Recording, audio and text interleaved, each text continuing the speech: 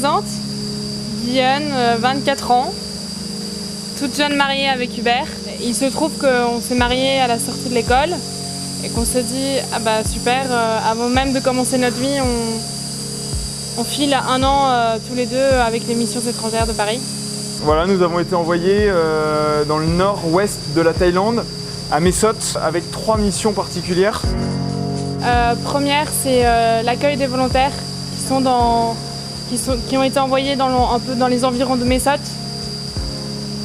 Donc on doit être là, on doit les accueillir, être attentif parce que pour la plupart d'entre eux, ils sont vraiment isolés dans leur village. Et donc coupés du monde, pas d'internet, pas de français, pas de petites tartines chaudes au matin, pas de café chaud. Donc on est vraiment là pour essayer de qu'ils lâchent tout, qu'ils lâchent prise, qu'ils se reposent. Ce qui nous aura marqué, c'est par la mission d'accueil, un peu tous les visages qu'on a vu défiler, toutes les personnalités, ouais. Les craintes, les joies de chacun qui nous ont partagées.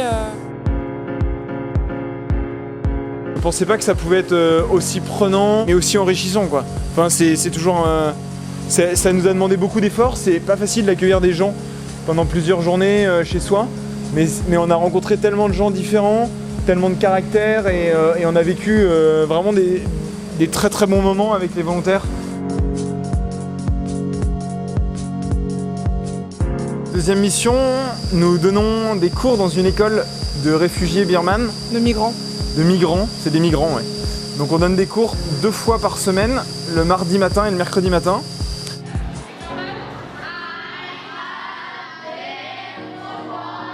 Ça nous demande pas mal de préparation. On a la barrière de la langue, mais on partage juste un sourire, un regard avec un enfant, avec des parents. Donc ça, c'est ce qu'on se souviendra toujours.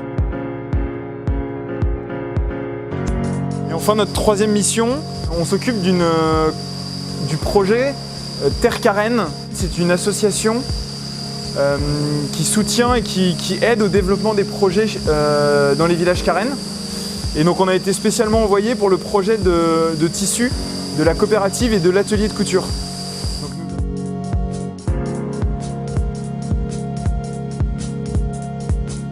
Ce que nous apporte cette mission, je dirais en première position l'humilité, parce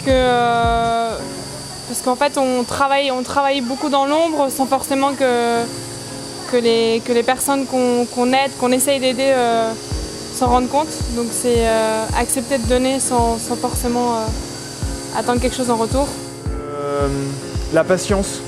Alors c'est peut-être parce qu'on est chez les Thaïlandais ou dans un pays asiatique et que tout est calme, mais on était plutôt d'un caractère assez énergique. Il faut que ça avance, que ça aille vite. Et ici c'est pas du tout le cas. Donc ça on a beaucoup appris.